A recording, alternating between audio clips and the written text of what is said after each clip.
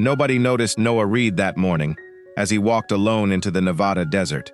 To most people in the small town of Ash Hollow, Noah was just a poor boy with dusty shoes, an old backpack, and a mother who worked too many hours to keep the lights on. He was 12 years old, thin, quiet, and always searching for things other people had thrown away. Every weekend, Noah walked beyond the old highway, past the abandoned gas station, past the rusted signs warning people to stay away, and into the desert, where the heat bent the air like glass. Most kids his age were playing games. Noah was trying to help his mother pay rent. That morning, the sky was pale orange. The desert was silent, too silent. Even the wind seemed to be holding its breath. Noah stopped near a dry canyon wall and wiped sweat from his forehead. Every weekend, Noah walked beyond the old highway, past the abandoned gas station, past the rusted signs warning people to stay away, and into the desert, where the heat bent the air like glass. Most kids his age were playing games. Noah was trying to help his mother pay rent. That morning, the sky was pale orange. The desert was silent, too silent. Even the wind seemed to be holding its breath. Noah stopped near a dry canyon wall and wiped sweat from his forehead. That was when he saw the light. At first, he thought it was sunlight bouncing off a bottle. Then the light pulsed. Once, twice, blue, then gold. Noah stepped closer. Half buried in the sand was something shaped like an egg, but it was too smooth to be stone, too warm to be metal, and too beautiful to belong in the middle of nowhere. It was about the size of a basketball, black and silver, with thin, glowing lines moving across its surface, like tiny rivers of light. Noah looked around. There were no footprints, no tire tracks, no sign that anyone had left it there. He reached out slowly. The moment his fingers touched the egg, the light inside it changed.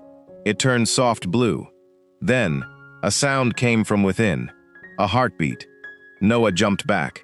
The egg pulsed again, not like a machine, not like a bomb, like something alive. Noah should have run. He should have left it there. He should have told someone. But something inside him whispered, "Don't be afraid." So he took off his backpack, wrapped the egg in his jacket, and carried it home. He did not know it yet, but satellites above Earth had already detected the signal, and before the sun went down, NASA would know exactly where it had landed. Noah lived with his mother, Maria, in a small trailer at the edge of town. The air conditioner barely worked, the kitchen sink leaked, and the roof made strange popping sounds when the desert heat became too strong. But to Noah, it was home. He slipped inside quietly and hid the egg beneath his bed. His mother was asleep on the couch, still wearing her diner uniform.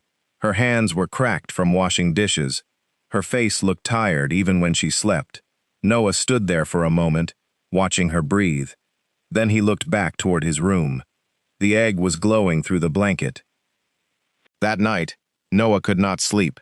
The egg kept pulsing under his bed. Blue, gold, blue, gold. And with every pulse, he heard the heartbeat again. Slow, steady, alive. At midnight, the lights in the trailer flickered. The old radio on the kitchen counter turned on by itself. Static filled the room. Then a voice came through. Not English. Not any language Noah had ever heard. It sounded like singing, but broken, like someone calling from very far away. Noah pulled the egg from under his bed.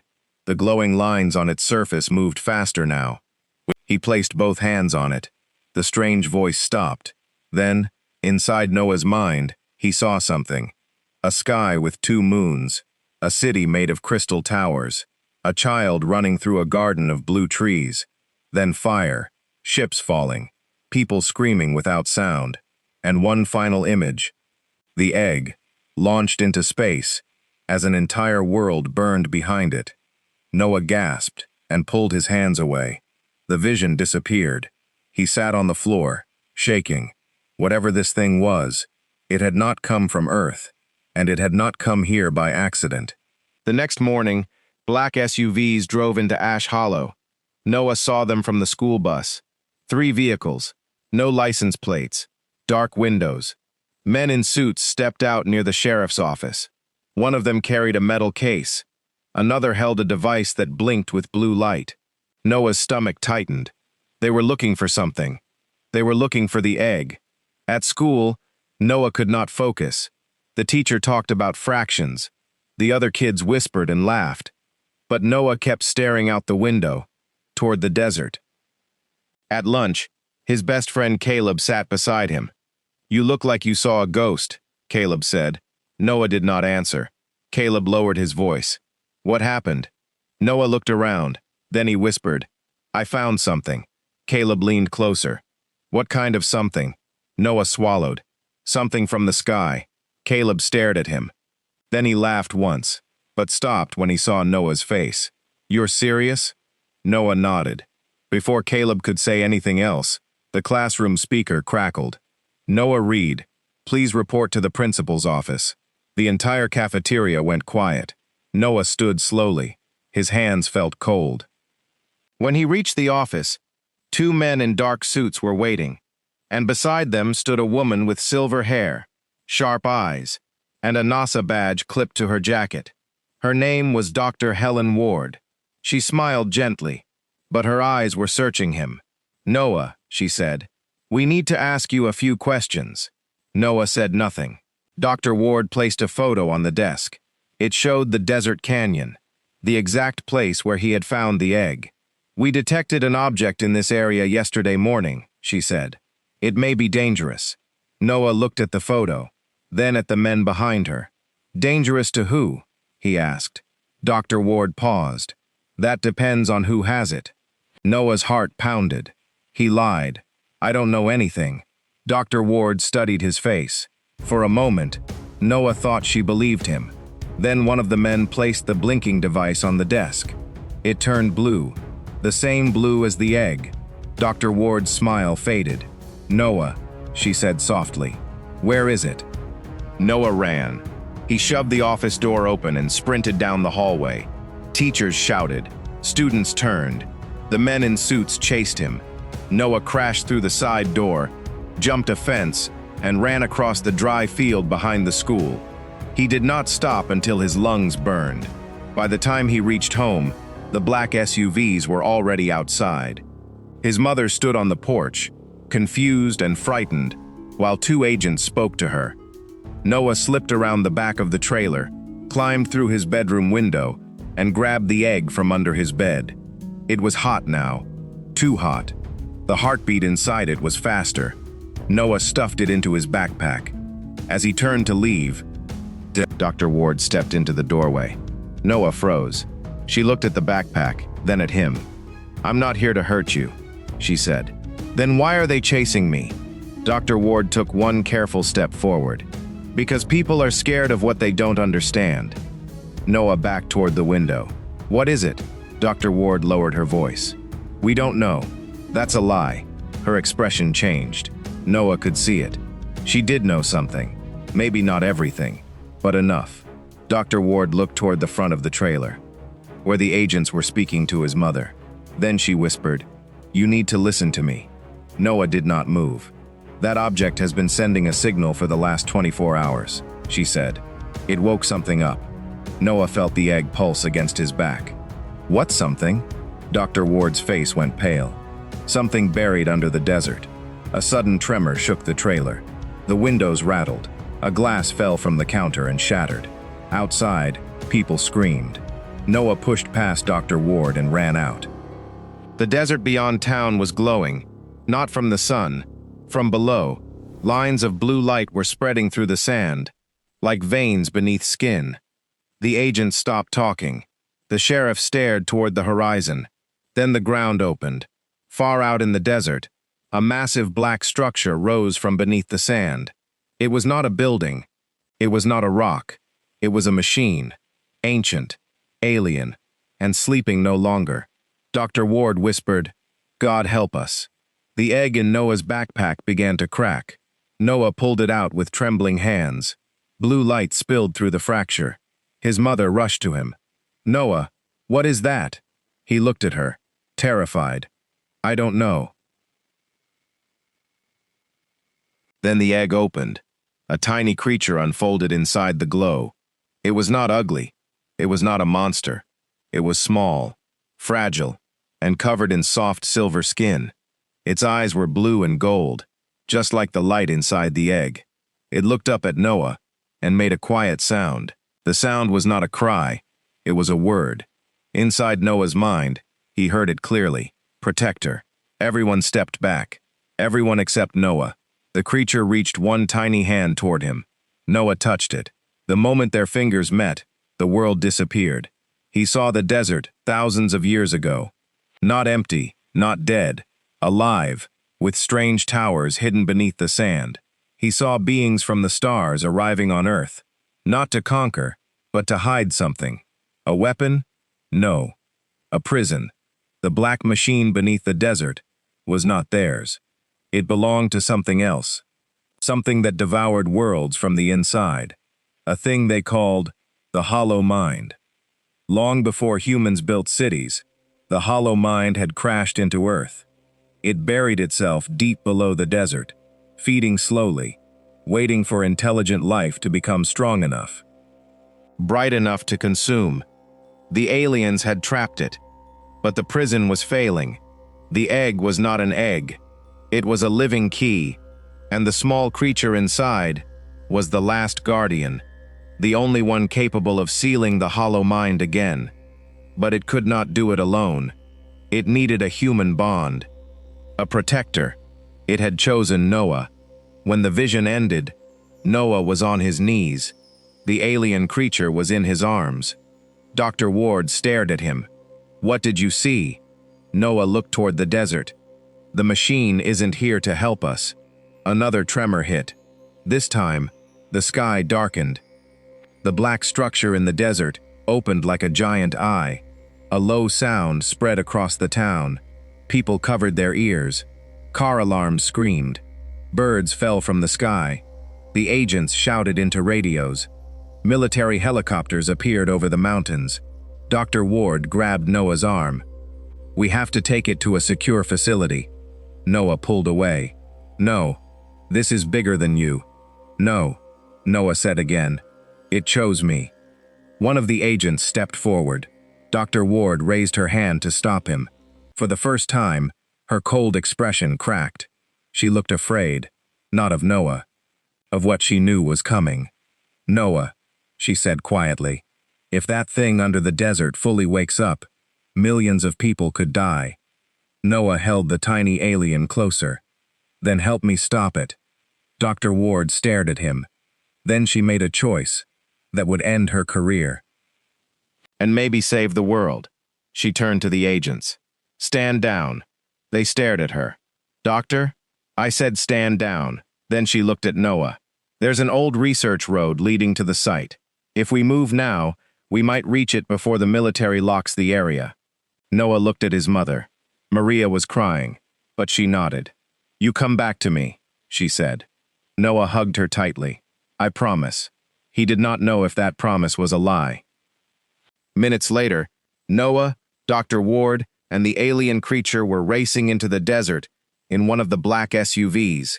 Behind them, Ash Hollow disappeared into dust. Ahead of them, the ancient black machine rose higher into the sky. The closer they came, the louder the creature in Noah's arms cried. Not with fear, with memory. Dr. Ward drove fast. Too fast. Military jets screamed overhead. Explosions lit the horizon. The army was attacking the machine, but every missile that struck it turned to ash before impact. The hollow mind was waking, and it was learning. As they reached the edge of the canyon, the road cracked open. The SUV flipped. Glass shattered. Metal screamed. Noah opened his eyes upside down, hanging from the seatbelt. Dr. Ward was bleeding from her forehead. The tiny alien was still in his arms, glowing brighter now. Outside, the desert sand lifted into the air, not blown by wind, pulled upward by the machine. Rocks floated. Cars floated. Pieces of the earth itself began rising toward the black eye. Noah crawled out of the wreck. He could barely stand. The alien creature placed one hand on his chest. Its blue-gold eyes looked into his, and Noah understood. The prison could only be sealed from inside the circle of light beneath the machine. But if the creature used all its energy, it might not survive. Noah shook his head. No, there has to be another way. The creature touched his face. Small, gentle, trusting. Then it showed him one final vision. A dying world. A mother placing the egg into a launch chamber. Her hands shaking. Her eyes full of tears. She was not sending away a weapon. She was sending away her child. The last child of her people. Noah began to cry. "You're just a baby," he whispered. The creature made the sound again. "Protector." But this time, Noah understood the truth. It was not calling itself the Protector. It was calling him. Dr. Ward limped beside him. "We're out of time." The black eye in the desert turned toward the sky. A beam of darkness shot upward, tearing a hole through the clouds. Across the world, every screen went black. Every satellite lost signal. Every human mind heard the same whisper. "Wake." Noah held the alien creature tightly and ran. He ran across the shaking desert, past broken military vehicles, past soldiers who could no longer stand, past blue lines burning in the sand. Dr. Ward followed as far as she could, then fell to her knees. "Noah!" she shouted. "Keep going!" Noah kept going. The circle of light opened beneath the machine. The alien creature began to glow so brightly that Noah could barely see. The hollow mind screamed. The sound was inside his bones, inside his thoughts. It showed him nightmares, his mother dying, his town burning, the world empty and gray. But Noah did not stop. He thought of his mother's tired hands. He thought of the trailer with the broken sink. He thought of every lonely morning in the desert when no one had seen him, and he realized something. The egg had not chosen him because he was strong. It had chosen him because he knew what it meant, to protect something fragile. Noah stepped into the center of the circle. The alien creature placed both tiny hands on his chest. Light exploded outward. Blue, gold, white. The ancient symbols beneath the desert awakened. The black machine shook. Cracks spread across its surface. For the first time, the hollow mind sounded afraid. Noah screamed as the light passed through him. Not pain, memory. He felt thousands of voices from a lost civilization, all speaking through the tiny creature in his arms. "Seal the dark. Protect the living. Remember us." Then the desert opened. Not downward, upward. A ring of light rose from the sand and wrapped around the black machine. The hollow mind tried to escape. It twisted. It roared. It sent shadows tearing across the sky. But the little alien lifted one glowing hand, and the machine stopped. Noah whispered, "You're not alone." The creature looked at him. Then it smiled. The light became brighter than the sun. When it faded, the black machine was gone. The desert was quiet again. The floating rocks fell softly back to the earth. The sky cleared. The wind returned. And in Noah's arms, the tiny alien creature lay still. Noah dropped to his knees. "No," he whispered. "Please, no."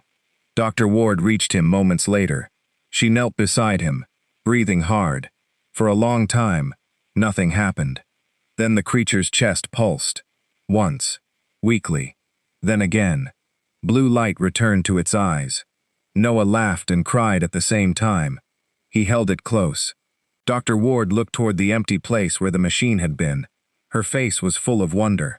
"The world will want to know what happened here," she said. Noah looked at the creature in his arms, then back toward Ash Hollow, where his mother was waiting. "No," he said. Dr. Ward understood. By sunrise, NASA released a statement. They called it a classified satellite malfunction. They said the tremors were caused by underground pressure. They said there was no alien object, no machine beneath the desert, no boy, no egg, no guardian. They tried to hide everything, but some things cannot stay buried forever.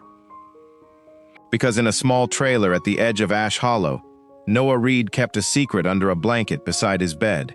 The alien creature slept quietly, still weak, but alive. His mother watched from the doorway, her eyes filled with fear and love. "What do we call it?" she asked. Noah looked at the tiny being.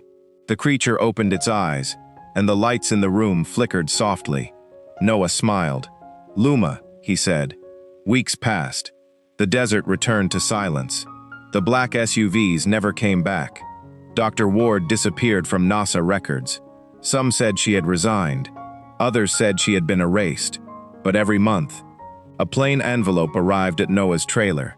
Inside was money for rent, medicine for his mother, and sometimes a single handwritten note. Keep her safe. Noah did. At night, when the stars came out over the Nevada desert, Luma would crawl to the window and place her tiny hand on the glass. Sometimes, far away, a blue star would answer. Noah would sit beside her, listening to a heartbeat that was not human, but somehow felt like home. The world never knew how close it came to ending. It never knew that a poor boy with dusty shoes and an alien egg in his backpack had stood between Earth and the dark. But Noah knew. Dr. Ward knew. And somewhere beneath the quiet desert, the ancient lights still slept, waiting, in case the darkness ever returned. And if it did, it would not find Earth unprotected, because the boy it never noticed had become its guardian.